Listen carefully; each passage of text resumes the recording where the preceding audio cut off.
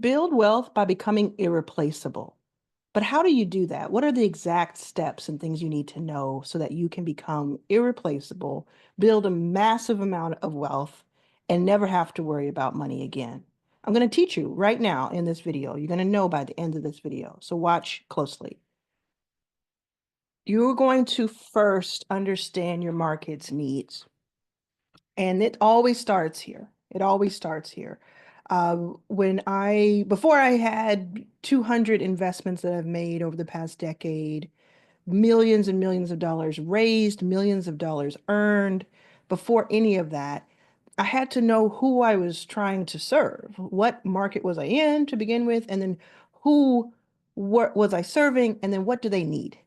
And one of the things that I did when I didn't have a penny, when I was broke, when I was homeless, but I was talking to founders because that was my market. It was like entrepreneurs who were venture backable.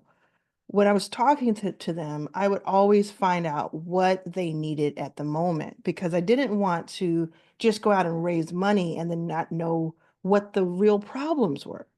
So this research and development period was so important. And it was actually something I could do to feel useful while I was waiting and working to raise money and to earn money to be able to do the actual work. So you're going to identify your target audience. There are multiple videos on my channel to teach you how to do this. And you're going to, and more importantly, understand what their pain is. What are their challenges, their frustrations, and their needs? Because if you can be a problem solver, if you can be a fixer, you will make enormous amounts of money. And if you're having trouble earning money through your company, it could be because the problem you're trying to solve is not strong enough or big enough.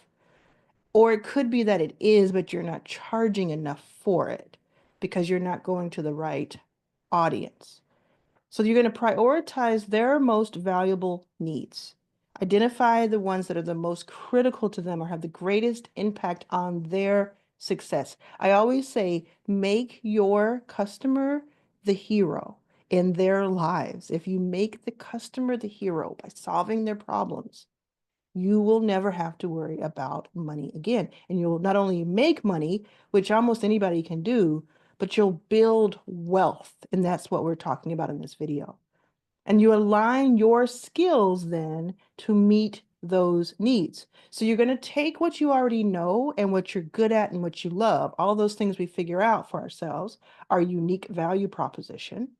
But you're also going to say, what else do I need to learn in order to be good enough and skilled enough to solve that main problem that I've found that people have? So that's when you master your craft. You get so good because we're talking about being irreplaceable, not just good and not just great at what you do, but absolutely undeniably irreplaceable. So you can constantly and continuously build your skills, dedicate time daily. It says, if you're watching this and not just listening, look at the word daily and imprint it in your mind.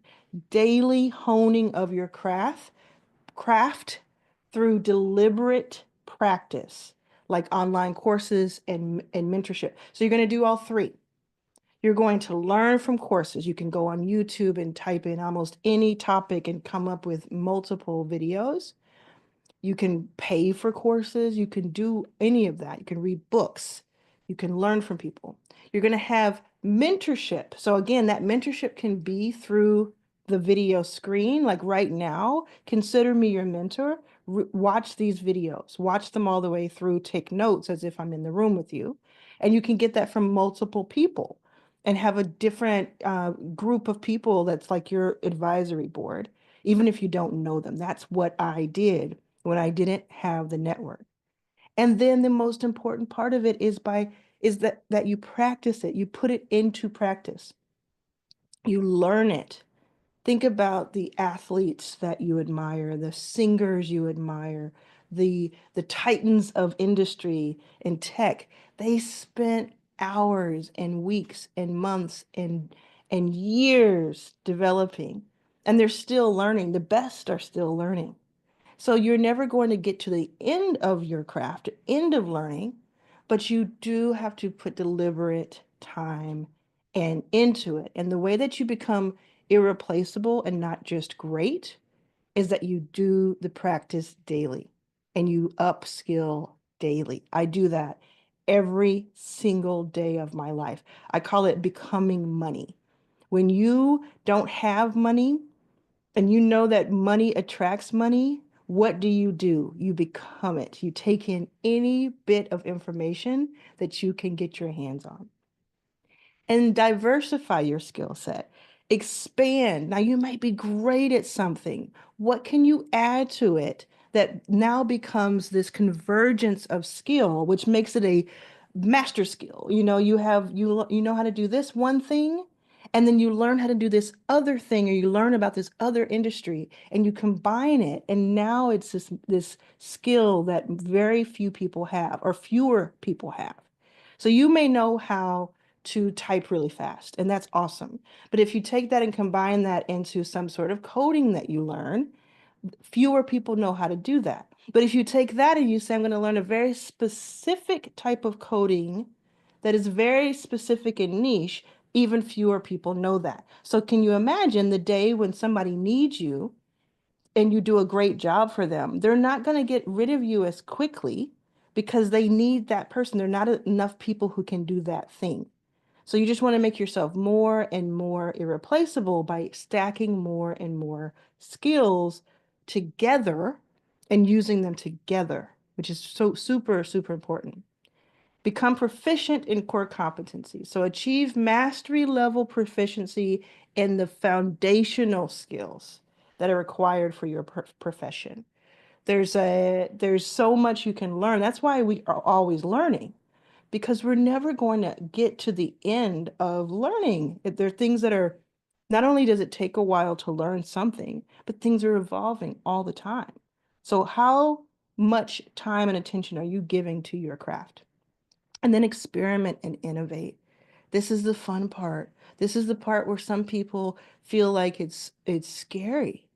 But if you embrace it and you have a growth mindset, you can test new approaches. You can push the boundaries of your expertise. This is like the real stuff. This is the stuff that we talk about when we're behind closed doors and we're talking about, hey, how did you get $100,000 last week? How did you do 1 million in the first quarter of this year? These are the conversations we're having, these words. Walt Disney said, "Do what you do so well that they will want to see it again and bring their friends." I found this on the road. I used to work on live music tours in a different life, and it would sometimes most times it would be like very independent artists, and we would go to some city, we'd go to some bar or some club and play. And I say we, they were on stage, but I was production coordinator, or I was a tour manager. And then it might be just a few people in the audience, mostly people who don't even know them. But if they did a good job, if they were so good at what they did and so entertaining and interesting, when we would go back a year later or 6 months later or even 3 years later, those people would come back and they would bring at least a friend, at least one friend. And that is just, I've seen it happen over and over and over again. This is the big one. Learn high income skills. So you're going to learn something that either people don't want to do or people don't spend a lot of time learning. So master these four things, or let me say it like this: master any three of these four things, and you will build wealth beyond your wildest dreams. Okay? Say that out loud. If I master any three of these four skills, I will build wealth beyond my wildest dreams. Pause it right now and say that out loud, or put it in the comments for me. So the first one is negotiation. I have an entire video about negotiation because negotiation is how I have generated millions and millions of dollars over the past decade.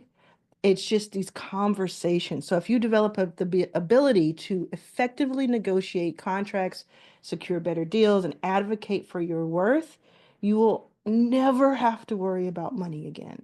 You will never have to worry about money. At least you'll never have to worry about earning money. If you're able to negotiate. And what negotiation comes down to is one person and another person. It's a human to human transaction, even if you're dealing with a company. And that is something that you build over time by spending more time with other people. The next one is sales. So negotiation and sales go hand in hand, but they're not the same thing.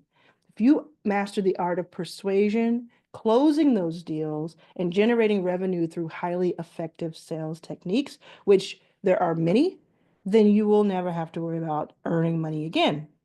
And that is a reason that if you say you're someone who I don't like sales or I'm not a salesperson, it feels slimy to me, I want you to suspend that just for a moment and think about the person who needs what you have to offer, but will never know about it and never be able to use it if you never use marketing to get in front of them and sales to get the service or product into their hands.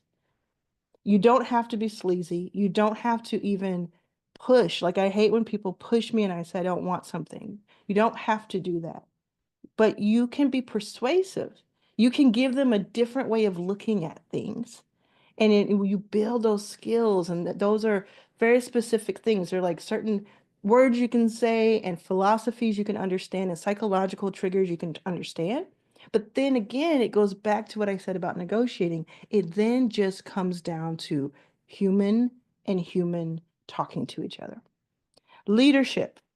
Learn how to inspire, motivate, and guide teams to achieve your ambitious goals and drive organizational success.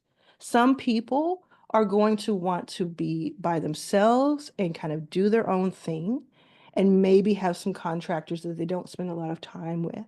And then others are going to, even more than money, base their success and measure their success on how many other lives can I affect when it comes to building a company.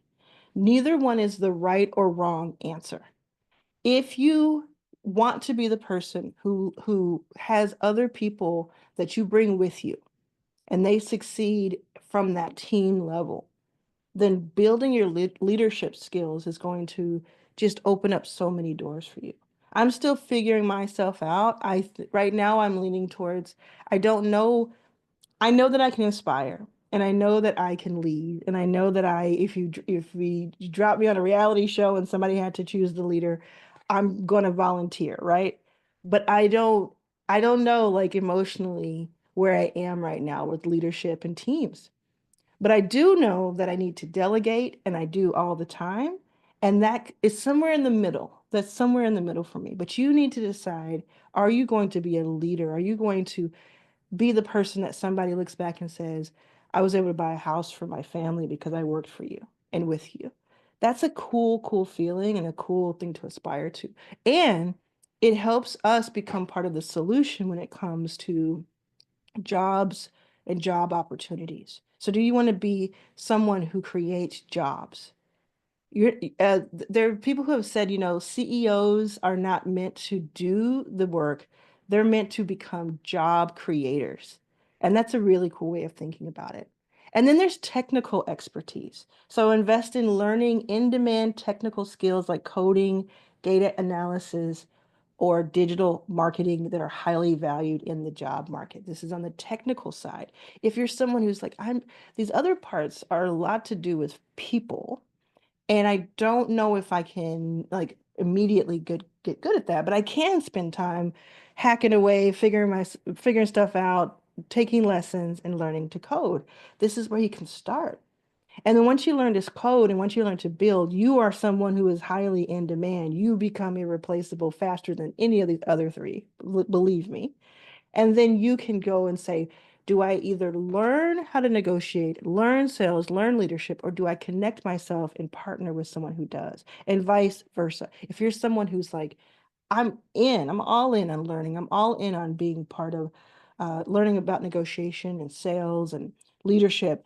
I don't know if I'm going to dedicate my life to figuring out the technical side of things. Can you partner with someone and you bring in the opportunities for the both of you or for the group of you?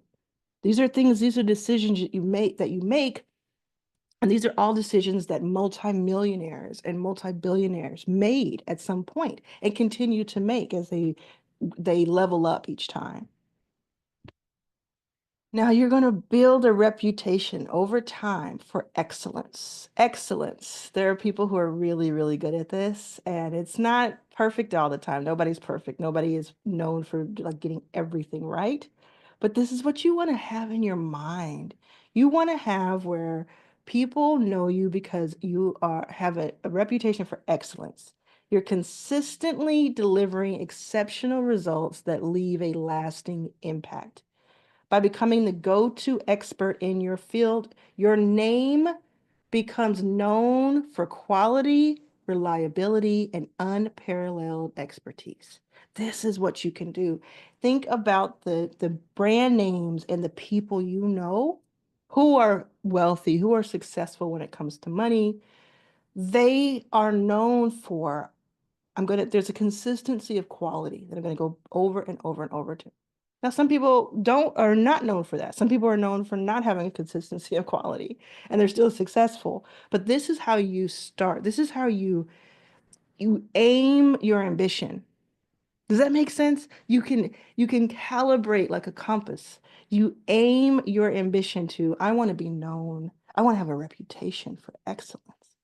This is the conversations that we're having behind closed doors.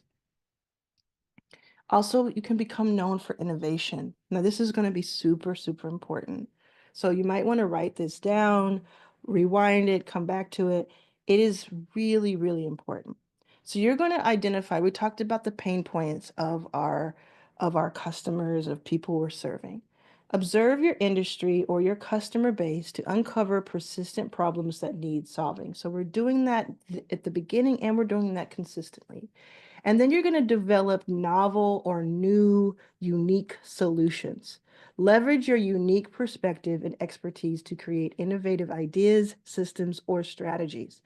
Build something that isn't already there or do something way better. But it's like this uniqueness that you pour yourself into that makes the mold unique. And then you're going to test and validate this. Experiment, test, validate. Pilot your solution and then gather feedback to refine it, improve your innovative offerings. So one way you can do this is by, we talk a lot about sales and like just putting some points on board, making some money. You can develop something like a process or a framework or something that you would put into a course. But before you put it into a course and spend all that time, have a one-on-one client that you have. Either they're paying you or they're not. I would say have them pay you, but you can also do it for free if you want to just get some points on board and experience and testimonials. And then you work with them, see what questions they had, see what wasn't clear in the way that you presented it, see what didn't work. Do this, you could either also do this as a workshop. Go on Zoom and have 45-minute workshop with 10 people and see what questions are clear or not. Make a YouTube video and then see what people are asking in the comments. Like right now, you may have a question, you might want to put it in the comment. You definitely want to subscribe because if you forget to subscribe, you can't see all these amazing videos. But you might want to do that with an audience. You test it, you validate your idea. And then once you get all the questions and the feedback and you kind of calibrate it, then you can put it out to scale. Promote.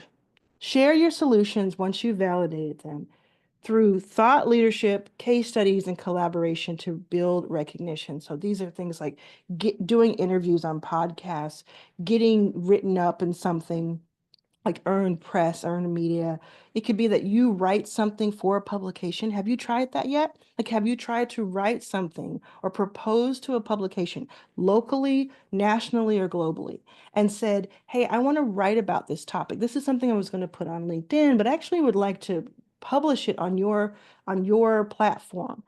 And can you shop that around a little bit and get your name out there more? I want you to think bigger. I want you to think bigger. We're definitely going to be using LinkedIn. We're definitely going to be using our own platform, right? Our platform that has our name on it, 100%. And most of these algorithms are going to be super helpful for us. But we're also going to start thinking about becoming this known figure because it's not about being famous. It's not about like being a celebrity. It's about being a thought leader and someone who knows you're known for this topic or for doing this thing. What is the word that's associated with you right now?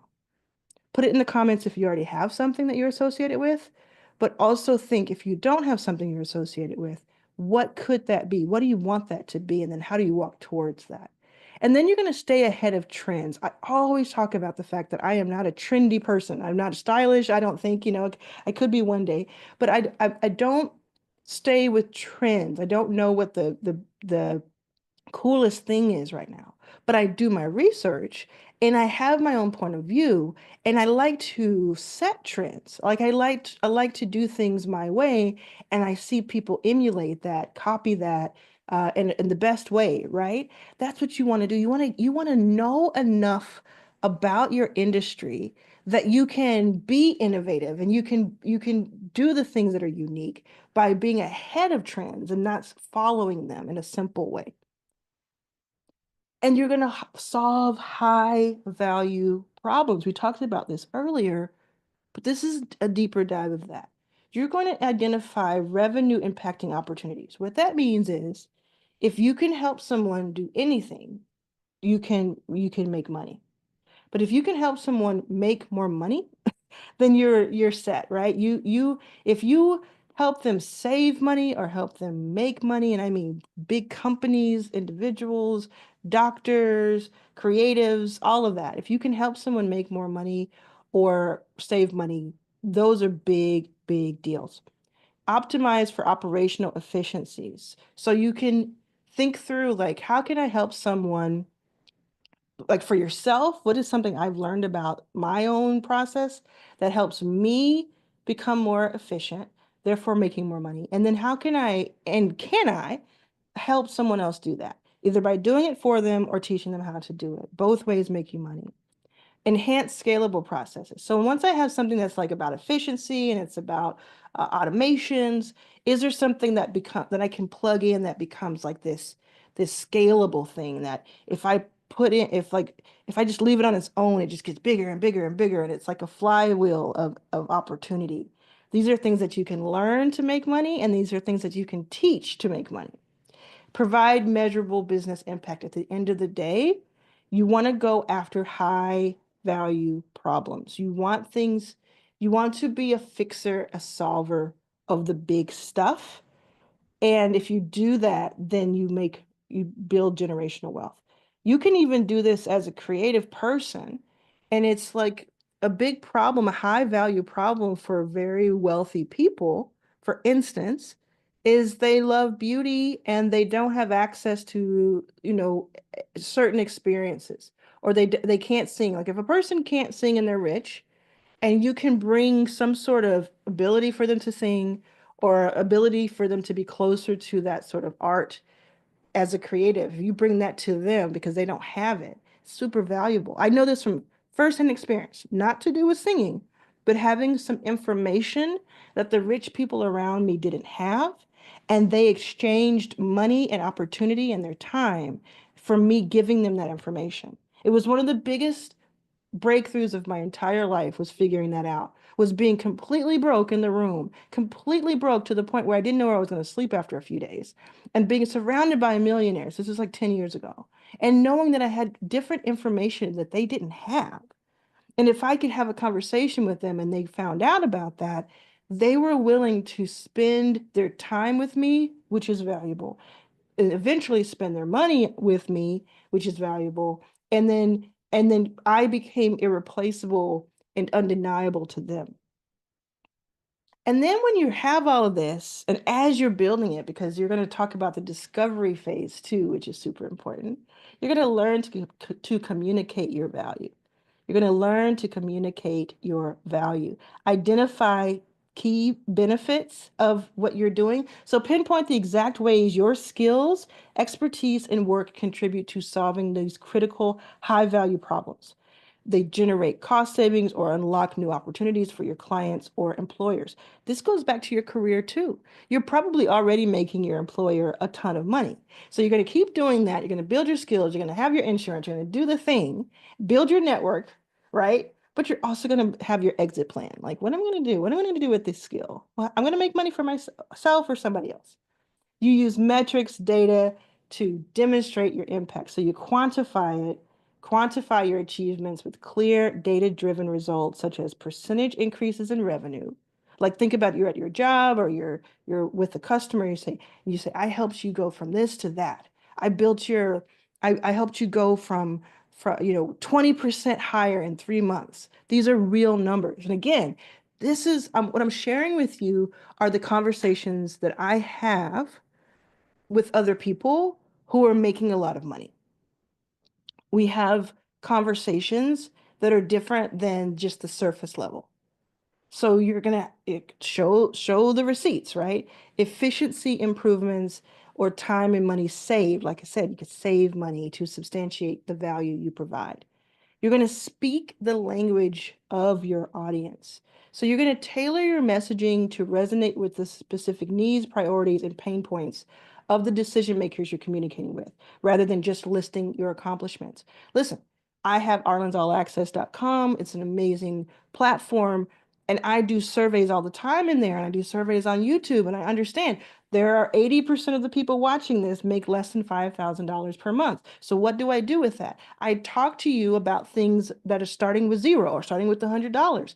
And I talk to you and I find things that I can teach you to get points on board, because for most of my life, I was below 5,000 a month too. Like for until I was 35. I was less than 5,000 too, so I can have that conversation with you. Then there are people who make a lot more than that who watch my videos or who are in my membership, and I have that conversation too. We're having these conversations because I am thinking about who is on the other side of that video. It's not just me talking into a computer and just talking to the ether and to no one. There are humans on the other side of this. You are on the other side of this. You are. And that's important to me. And that's what you can do is start to communicate, learn how to speak the language of the people you serve, because you probably already do. Leverage your testimonials and case studies. This is it worth its weight in gold. Testimonials of people who are getting something from you, some benefit from the work that you do, are worth so much more than you just saying how great you are. You should say how great you are. You should be your biggest advocate. But in addition to that, what you're also doing is you're going to collect testimonials. And I mean through video and through all kinds of different ways that we talk about on this channel, you're going to have testimonials written, spoken, all types of repurposed testimonials. So you're going to showcase these endorsements from satisfied, one more time, you're going to showcase endorsements from satisfied clients or past employers and share detailed case studies that illustrate how your work directly addressed and solved their challenges. Case studies are like such an epic hack that very few people do. A lot of people do testimonials. A lot of people figure that out. Not everybody, but a lot of people figure that out. But case studies, woo! Some of the videos on my channel are case studies. When I show you somebody who makes money, right, from my program. So when I show you somebody who has benefited from the investing work that I've done or has read my book and dot, dot, dot. These are testimonials and these are case studies in some cases. But case studies can be something you write. It can be something you post online. It could be a video that somebody just talks, and talks through it, and you kind of give your commentary. There's so many ways to make case studies. But how do you get case studies? You do all this other work. You do all the other work, and then you have the case studies. And position yourself as a trusted advisor, as a strategic partner who can consistently deliver measurable business impact rather than just a service provider or order taker. You're a strategic partner to your customer. Think about that.